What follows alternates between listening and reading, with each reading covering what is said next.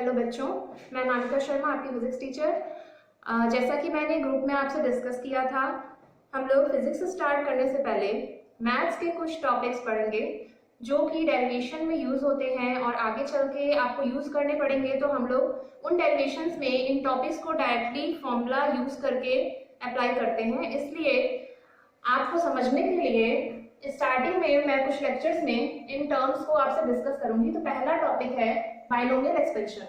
Binomial expansion क्या होता है? Any algebraic expression which contains two or more than two dissimilar terms is called binomial expansion.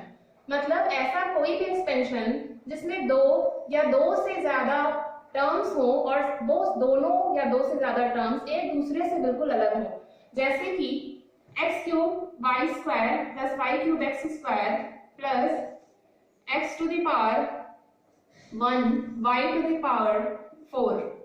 ये कोई expansion है। इसमें आप इन तीनों टर्म्स को अगर देखेंगे तो ये तीनों टर्म्स एक दूसरे से बिल्कुल अलग हैं। इसको हम बाइनोमियल एक्सपेंशन कह सकते हैं। कोई और एग्जांपल अगर लेते हैं, x square y plus y x square.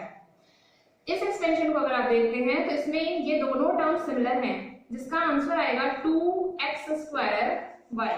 So this is not a binomial expansion. ठीक है, इसका मतलब है कि कोई भी एक्सपेंशन जिसमें जितने भी टर्म्स हो, दो से ज्यादा हो, वो सारे टर्म्स एक दूसरे से अलग होने चाहिए, उसी एक्सपेंशन को हम बाइनोमियल एक्सपेंशन कहते हैं। छोटी क्लासेस में आपने बाइनोमियल एक्सपेंशन पढ़ रखा है। देखिए कैसे।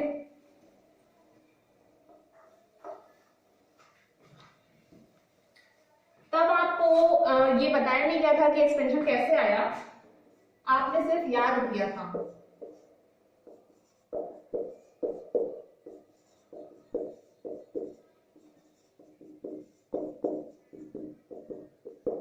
पहला एक्सपेंशन है a plus B to the power 0। आप लोग को शायद ये बात पता होगी कि किसी भी टर्म की पावर अगर 0 होती है तो उसकी वैल्यू 1 होती है।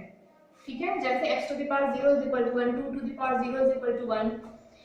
दूसरा एक्सपेंशन अगर हम लोग देखें तो यह है a plus B to the power 1। इसको हम लोग लिख सकते हैं a प्लस बी। थर्ड आपको पता है a प्लस बी का होल स्क्वायर। ये आपने बचपन में याद किया था छोटी क्लासेस में, a square plus 2ab plus b square.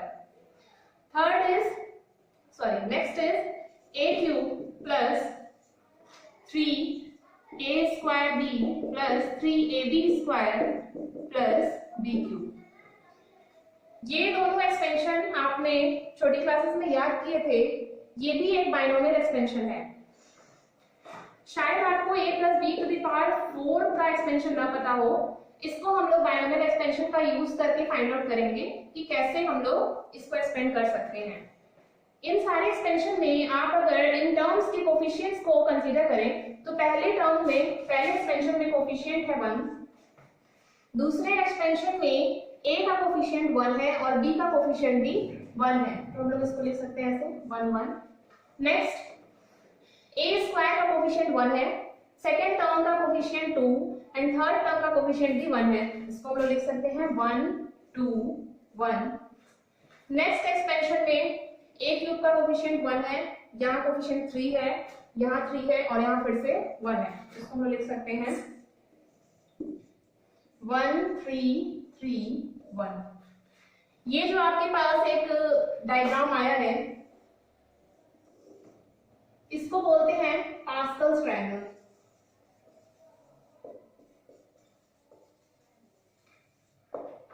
ये ऑर्डर नीचे कंटिन्यू किया जा सकता है अकॉर्डिंग टू पावर। पावर जैसे जैसे बढ़ती जाएगी, यहाँ पे टर्म्स नीचे बढ़ते जाएंगे। सो नेक्स्ट टॉपिक हम लोग डिस्कस करेंगे कि पास्कल ट्रायंगल क्या होता है।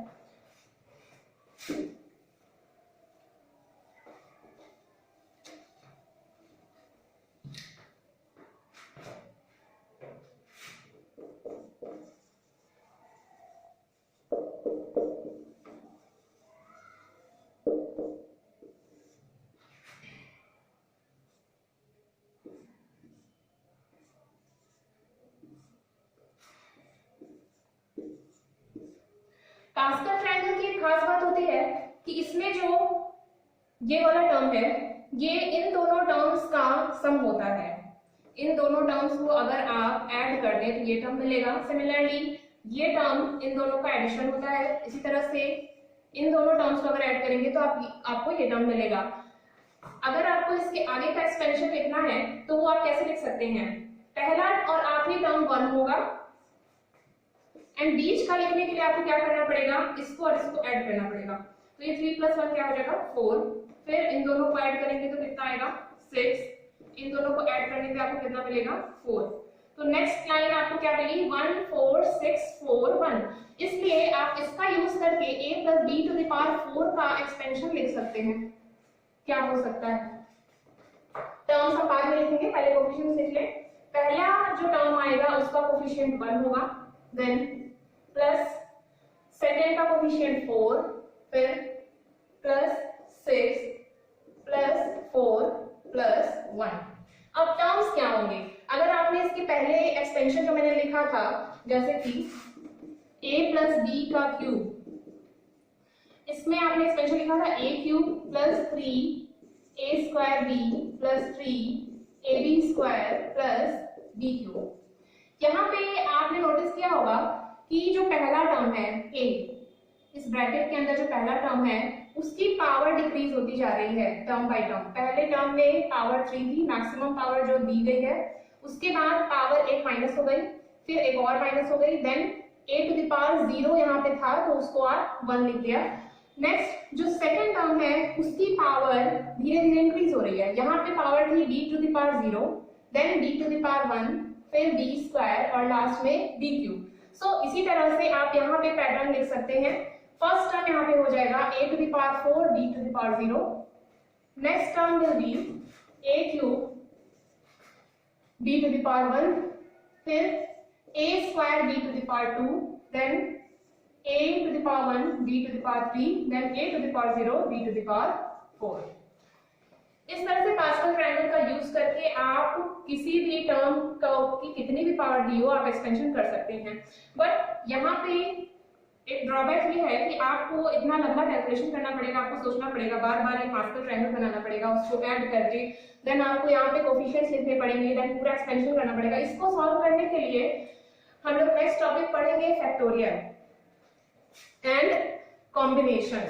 एक नया फंक्शन पढ़ेंगे जिसको बोलते हैं कॉम्बिनेशन।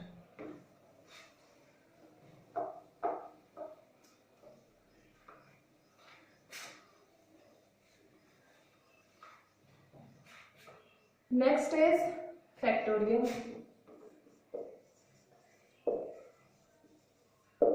फैक्टोरियल क्या होता है, फैक्टोरियल को हम लोग रिप्रेजेंट करते हैं ये सिंबल या फिर ऐसे, इन दोनों सिंबल का यूज करके। कैसे लिखते हैं, मान लो मुझे लिखना है 4 फैक्टोरियल, और इसको ऐसे भी लिख सकते हैं फैक्टोरियल 4, दोनों एक ही चीज है, आपको जो टर्म यूज करना हो कर सकते हैं।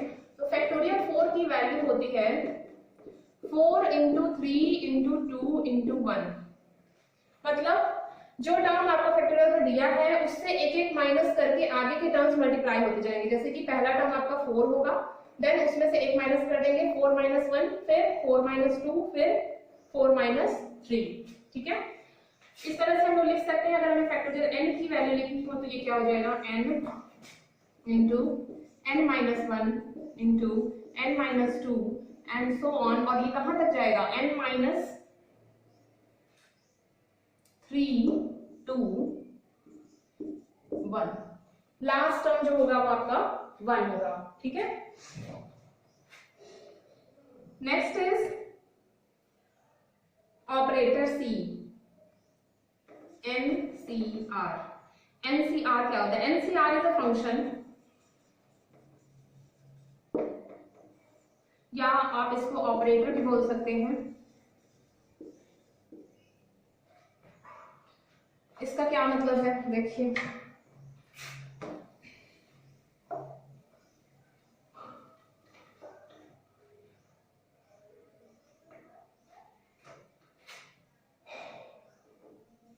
NCR, या इसको आप कॉम्बिनेशन ऑपरेटर भी कहते हैं। इसका फॉर्मूला होता है NCR = factorial n upon factorial n minus r into factorial r। इसका मतलब है कि अगर आपके पास 3 नंबर्स दिए हैं, मान लो a b c 3 नंबर दिए हैं और आपको फाइंड आउट करना है 3 में से 2 कॉम्बिनेशन फाइंड आउट करने हैं, तो a b c के कितने कॉम्बिनेशंस हो सकते हैं? एक हो सकता है a b, दूसरा b c और तीसरा c a। 3 ही कॉम्बिनेशन हो सकते हैं, लेकिन मैंने क्या बोला, आपको 2 कॉम्बिनेशन फाइंड आउट करना है, 3 में से 2 combination. Total number of combination कितने हुए? Total number of combinations are 3 combinations है और 3 में से आपको सिर्फ 2 सेलेक्ट करना है, तो आप इसको कैसे लिखेंगे? इसको लिखने के लिए आप इस फॉर्मूले का यूज कर सकते हैं। यहां पे n की वैल्यू हो जाएगी 3। एग्जाम्पल 3 में से, मतलब n की वैल्यू 3 होगी और कितने फाइंड आउट करने हैं? 2 कॉम्बिनेशन। तो ये जो एक्सप्रेशन है इसमें ये n की वैल्यू 3 हो जाएगी एंड r जो है वो आपका 2 होगा। तो फॉर्मूले से हमें फाइंड आउट करें कि कितने कॉम्बिनेशंस होंगे, तो वो कितने हो जाएंगे? 3c2 is equal two factorial 3 upon 3 minus 2 factorial into factorial 2। ठीक है, अभी इसके जस्ट पहले मैंने बताया था कि फैक्टोरियल का एक्सपेंड कैसे करते हैं, तो इसको लिख सकते हैं आप लोग 3 इंटू 2 इंटू 1 अपॉन 3 माइनस 2 कितना होगा? 1 होगा। सो 1 फैक्टोरियल इंटू 2 को लिख सकते हैं आप लोग 2 इंटू 1। तो यहाँ पे 2 इंटू 1 और 2 इंटू 1 कैंसिल हो जाएगा और फैक्टोरियल 1 की वैल्यू 1 होती है। सो आपके कॉम्बिनेशन कितने आए? 3। तो यहाँ पे जो हमने कैलकुलेशन अपने से करके कॉम्बिनेशन फाइंड आउट किए थे, जो आए थे 3, वो आपको इस फॉर्मूले से डायरेक्ट फाइंड आउट हो जाएंगे, जो कि आया n3c2 इज इक्वल टू 3। मतलब आपको 3 में से 2 कॉम्बिनेशन सेलेक्ट करने हैं, ठीक है, और उनकी नंबर ऑफ कॉम्बिनेशंस कितने होंगे? 3। ठीक है, सो इसका यूज करके कॉम्बिनेशन ऑपरेटर एनसीआर का यूज करके हम लोग बाइनोमियल एक्सपेंशन कैसे लिख सकते हैं, आइए देखते हैं।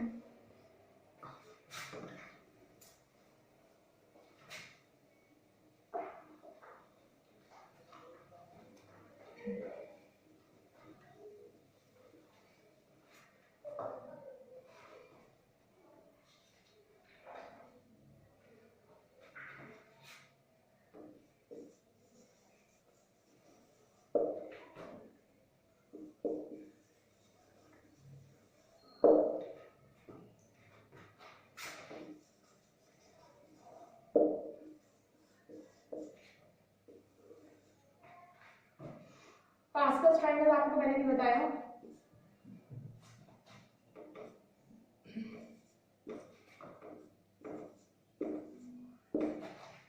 इसके लिए आप देखें, इसके लिए जो एक्सपेंशन था, ये किसका एक्सपेंशन में कोएफिशिएंट्स आए थे? a plus b to the power 1।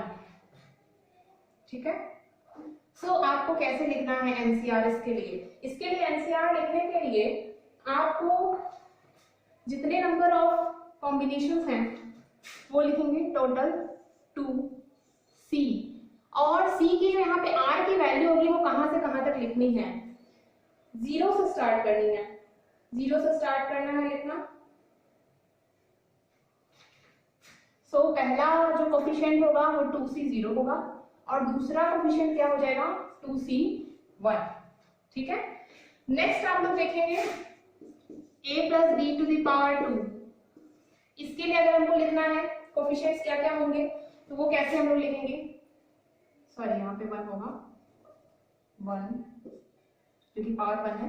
सो यहाँ पे 2c0 पहले नंबर का कोफिशिएंट हो जाएगा 2c0, then 2c1, then 2c2।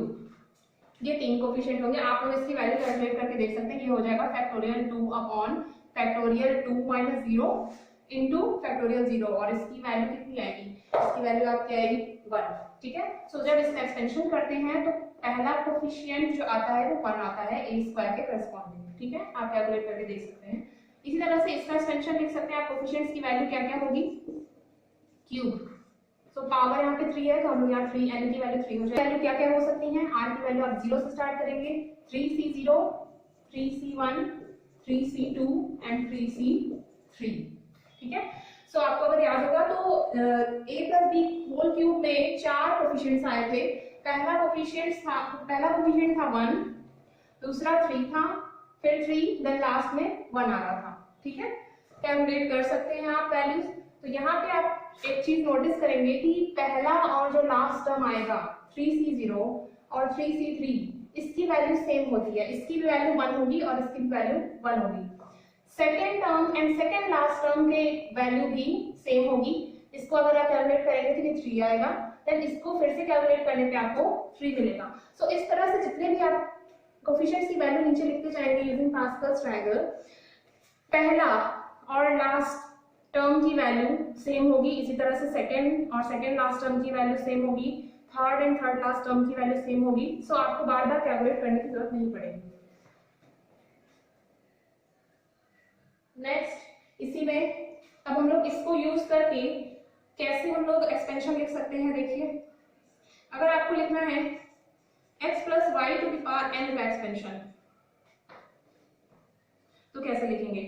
पहला कोफिशिएंट क्या होगा? nc0। ठीक है, nc0, और x और y को मैंने कैसे बताया था लिखने को?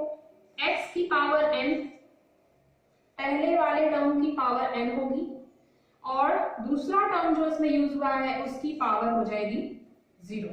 ठीक है, ये आपको पहले भी मैंने बता रखा है। नेक्स्ट टर्म लिखेंगे तो नेक्स्ट टर्म का कोफिशिएंट क्या हो जाएगा? nc1।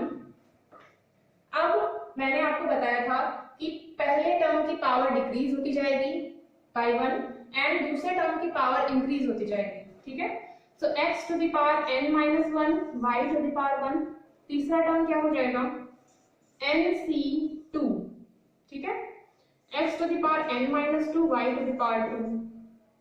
ऐसे करते करते आप nth टर्म कैसे लिखेंगे? इसका nth टर्म होगा ncn, फर्स्ट टर्म की पावर हो जाएगी 0 and y to the power n।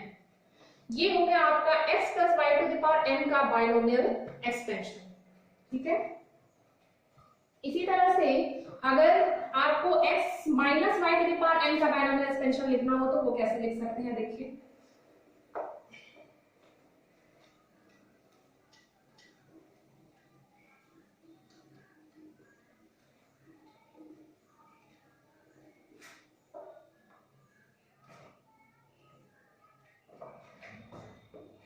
x minus y to the power n, इसका एक्सपेंशन आप कैसे लिखेंगे? इसका एक्सपेंशन लिखने के लिए आपको इसको थोड़ा सा मॉड्यूलेट करना होगा। कैसे कर सकते हैं? x plus minus y to the power n।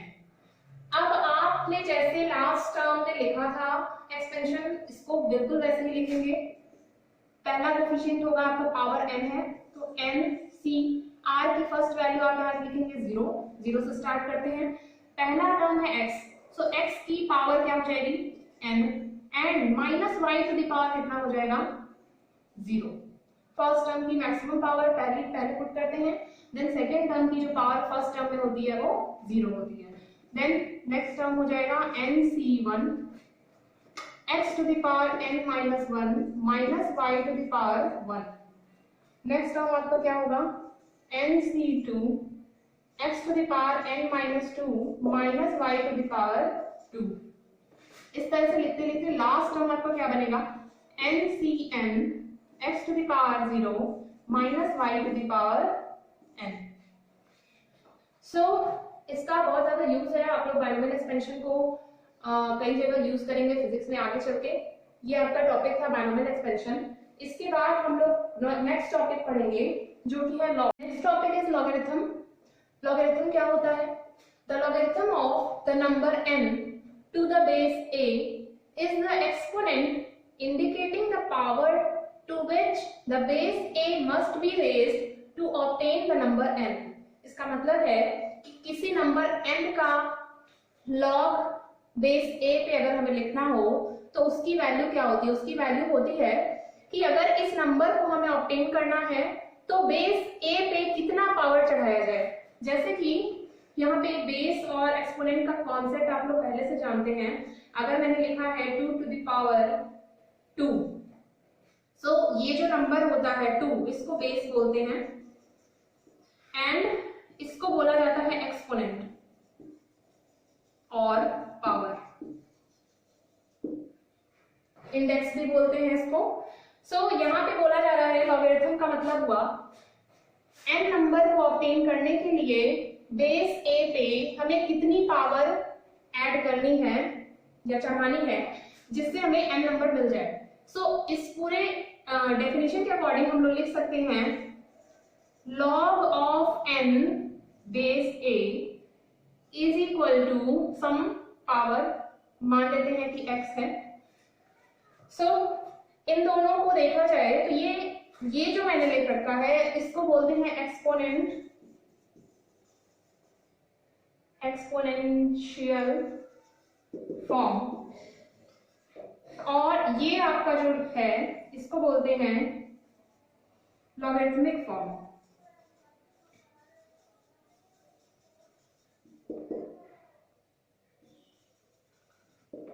दोनों चीजें सेम है, मतलब अगर n ऑब्टेन करना है तो a पे कितनी पावर चढ़ाई जाए, और यहाँ पे अगर लॉग के टर्म्स में इसी चीज को लिखना है तो अकॉर्डिंग टू डेफिनेशन हम लोग लिख सकते हैं log of n base a is equal to x। यहाँ पे x क्या है, power raise to a through which we will get the value n, ठीक है, इसको बोलते हैं log। इसके बाद इसके कुछ एग्जांपल्स देख लेते हैं हम लोग कैसे लिख सकते हैं इसको, जैसा इसको रब करना पड़ेगा।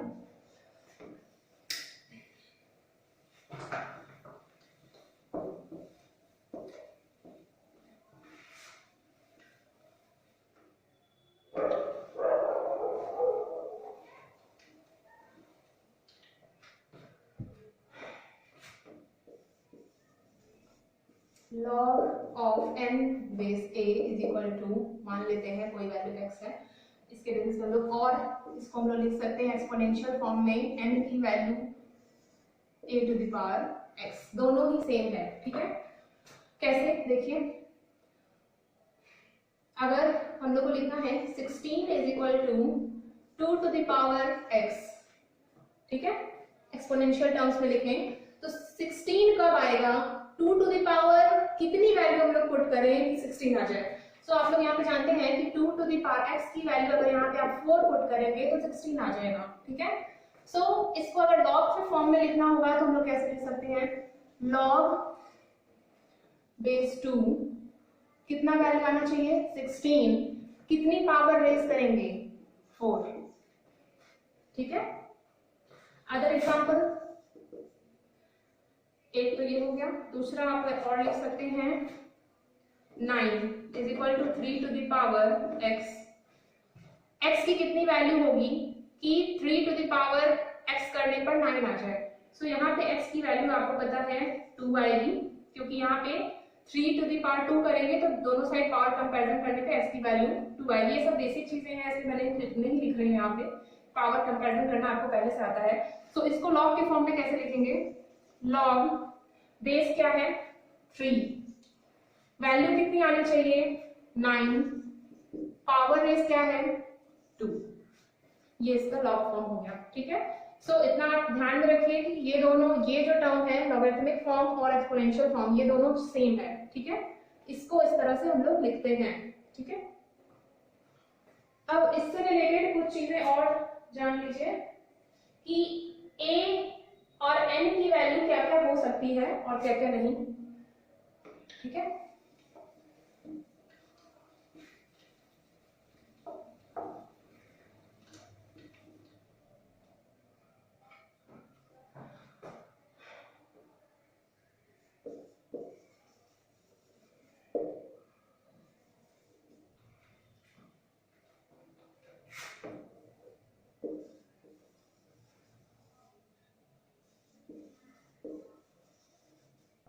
यहाँ पे इनपुट को n को इनपुट बोला गया है, ठीक है, और बेस आपको पता है a है। So log of n base a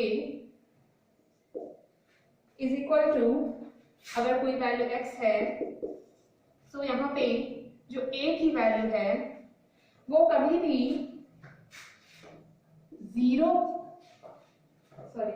1 के बराबर नहीं होनी चाहिए, हमेशा पॉजिटिव होनी चाहिए, और n की वैल्यू ग्रेटर देन 0 होनी चाहिए। ठीक है, इसको देखते हैं कैसे। इसको दूसरे फॉर्म में आपको पता है कैसे लिख सकते हैं, a⁴x = n। ये सारी वैल्यूज कैसे पॉसिबल है देखा जाए।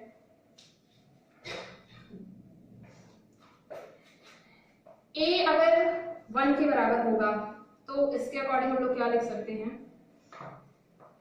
a अगर 1 हो गया, सो 1⁴x = n। 1 की पावर आप कितना भी कर दें, आपको डिफरेंट वैल्यूज फाइंड आउट नहीं होगी। यहाँ पे हमेशा आपको 1 की पावर 1 करो, चाहे 2 करो, 3 करो, 4 करो, कितना भी कर दो, हमेशा आपको 1 ही मिलेगा। इसलिए n की डिफरेंट वैल्यूज फाइंड आउट करने के लिए कभी भी a की वैल्यू 1 नहीं होनी चाहिए। ठीक है, दूसरा आप क्या लिख सकते हैं, यहाँ पे दूसरा आपने क्या लिखा था, a is greater than 0। मान लेते हैं a is less than 0, तो less than 0 मान लो -3 है। ठीक है, सो इस फॉर्मूले के अकॉर्डिंग आप लिखेंगे -3⁴x = n। ठीक है, अगर पावर इवन है तब तो ठीक है, कोई बात नहीं, लेकिन अगर रेशनल है या माइनस में पावर है, -3⁴1/2 है, या ऐसे मत लिखो, यहाँ पे लिख लो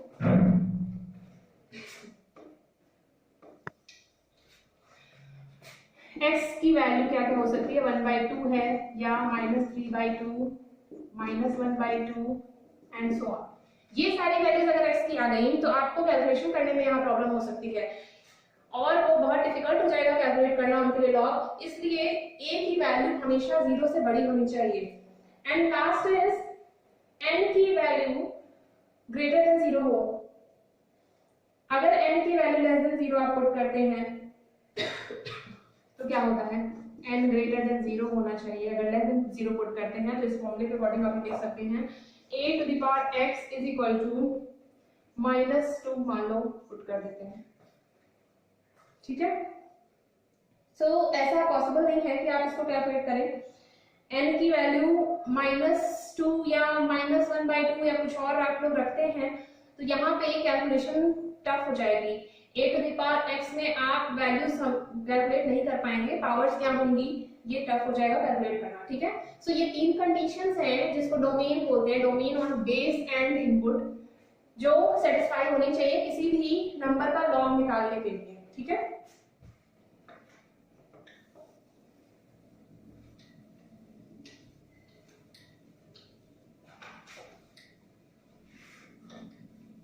इस टॉपिक में आपको कुछ फॉर्मूले याद करने हैं जिसमें कुछ डेरिवेशन है, बता देती हूँ कैसे आया है। देखिए एक चीज और, इसके पहले आप लोग देख लीजिए यहाँ पे, अगर a = 10 है, ठीक है, सो a = 10 के लिए आप लोग कैसे लिखेंगे, डिनोट कैसे करेंगे। a = 10 के लिए आप लोग लिखेंगे log base 10 n, ना कि आप ऐसे लिखेंगे log n, ये गलत है। ठीक है, ऐसे नहीं लिखना है, ये तरीका सही है अगर बेस 10 है। दूसरा है if a = e, एक नेचुरल बेस है, इसको बोलते हैं नेचुरल बेस। e के बारे में आपको ज्यादा डिटेल में नहीं पढ़ना है यहाँ पे, इसका नाम है यूलर्स नंबर। ठीक है, और इसकी वैल्यू होती है 2.71828, e की वैल्यू होती है 2.71828। बहुत डिटेल में आपको इसके बारे में नहीं पढ़ना, यूलर्स नंबर बोलते हैं इसको। और अगर a की वैल्यू e है सो आप लिखेंगे ln n और log base en। ठीक है, log base en ना लिख के, वैसे ये लिखना सही है लेकिन हम लोग जनरली जब भी बेस e होता है तो उसको हम लोग इस तरह से रिप्रेजेंट करते हैं ln n। ठीक है, उस तरह से आपको नहीं लिखना। ठीक है, ये चीजें समझ में आए। अब इसके बाद कुछ फॉर्मूले हैं लॉग से रिलेटेड जिसको डिस्कस कर लेते हैं यहाँ पे। उसके पहले कुछ एग्जांपल्स देख लेते हैं। कैसे आप कैलकुलेट कर सकते हैं लॉग।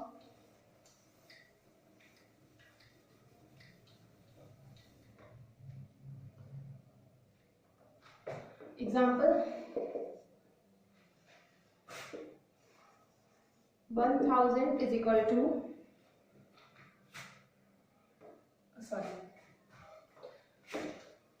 log 1000, इसकी वैल्यू फाइंड करनी है, x की वैल्यू क्या होगी, तो यहाँ पे आप लोग कैसे लिखेंगे इसको, 1000 to the power x is equal to 100, ये होना चाहिए, ठीक है। सो कैसे कैलकुलेट करेंगे इसको, यहाँ पे आप लोग लिख लीजिए इसको 10 to the power 3 to the power x is equal to, इसको क्या लिख सकते हैं 10 to the power 2, ठीक है। और इसको आप लोग लिख सकते हैं 10 to the power 3x is equal to 10 to the power 2। Base दोनों साइड सेम है, इसलिए आप पावर्स कंपैरिजन करेंगे तो आपको मिलेगा 3x is equal to 2 और x की वैल्यू क्या आ गई यहाँ से 2/3। इसी तरह से एक और एग्जांपल लेते हैं, log 0.01 into 1000 is equal to x, ठीक है। इसको हम लोग एक्सपोनेंशियल फॉर्म में कैसे लिख सकते हैं, 0.01 to the power x is equal to 1000, ठीक है। 10 to the powers minus 2 to the power x is equal to 10 to the power 3 और 10 to the power minus 2x is equal to 10 to the power 3 और base same है इसलिए आप powers comparison करेंगे तो x की वैल्यू आएगी -3/2, ठीक है। इसी तरह से बहुत सारे क्वेश्चंस आप बुक में दिए होंगे, उसमें से देख के आप सॉल्व कर सकते हैं। कुछ आइडेंटिटीज पढ़ लेते हैं लॉग से रिलेटेड जो आपको डेरिवेशंस में यूज करना है आगे।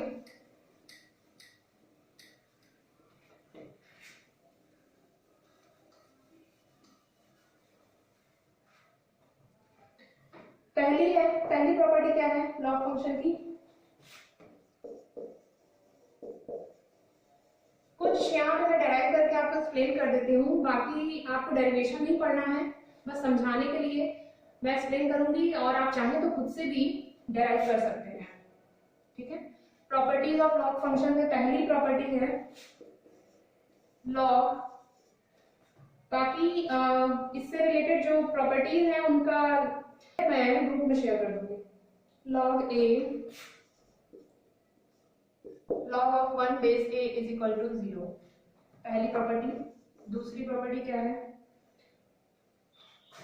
log of a base a is equal to 1, यहाँ पे वो डोमेन वाली कंडीशन फॉलो करनी चाहिए, that is a must be greater than 0 and a should not be equal to 1। तीसरी प्रॉपर्टी है log am plus log an is equal to log mn base a, m into n, ठीक है, multiplication है। चौथी property क्या है, fourth property is log a log m base a minus log n base a is equal to log m by n base a, ठीक है। 5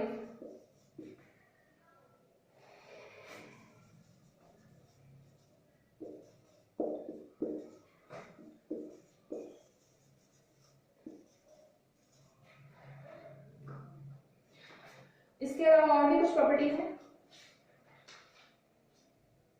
जो मैं आपको ग्रुप पे शेयर कर दूंगी, कुछ इसमें से एक्सप्लेन कर देती हूँ, जैसे कि ये वाला। फर्स्ट अगर आप देखते हैं पहला, इसको आप एक्सपोनेंशियल फॉर्म में कैसे लिख सकते हैं, एक्सपोनेंशियल फॉर्म में आप लिख सकते हैं इसको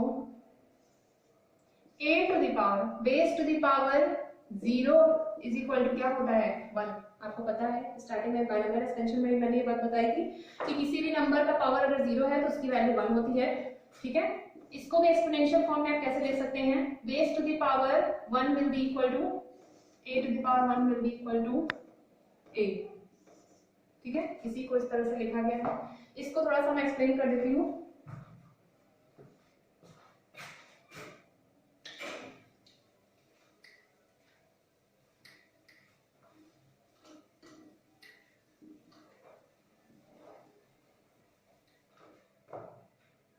थर्ड प्रॉपर्टी क्या थी, log of m base a plus log of n base a is equal to log of m into n base a। First term को अगर हम लोग देखें तो हम लोग लिख सकते हैं, फर्स्ट टर्म की वैल्यू मान लेते हैं log m a is x1 और सेकेंड टर्म की वैल्यू कंसीडर कर लेते हैं हम लोग x2 है। ठीक है, सो यहाँ से हम लोग इसको एक्सपोनेंशियल फॉर्म में कैसे लिख सकते हैं, a to the power x1 is equal to m and a to the power x2 is equal to n। इन दोनों को अगर मल्टीप्लाई कर दिया जाए, a to the power x1 into a to the power x2 is equal to क्या हो जाएगा, m into n। आप लोग को ये पता है कि अगर बेस सेम है और मल्टीप्लाइड है एक दूसरे से तो उनकी पावर्स ऐड हो जाती हैं। तो यहाँ पे होगा a to the power x1 plus x2 is equal to mn। ठीक है, इस टर्म को अगर आप लॉगरिथमिक फॉर्म में लिखना चाहें तो कैसे लिखेंगे, log of mn base a equal to x1 plus x2, ऐसे ही तो लिखोगे। यहाँ पे बेस ए है, पावर x1 plus x2, सो x1 plus x2 को पावर कितनी दी जाए कि mn वैल्यू आ जाए किस पे, बेस ए पे। ठीक है, अब यहाँ पे अगर आप x1 और x2 की वैल्यू इन दोनों से पुट कर देंगे तो x1 की वैल्यू है log m बेस a एंड x2 की वैल्यू है log n बेस a।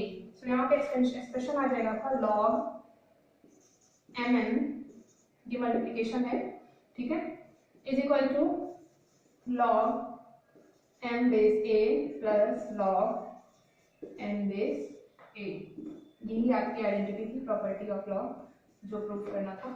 ठीक है, इसी तरह से जो अदर प्रॉपर्टीज हैं इसको भी आप प्रूव कर सकते हैं, इसको भी कर सकते हैं, ये सारे इसी के बेसिस पे प्रूफ हो जाएंगे।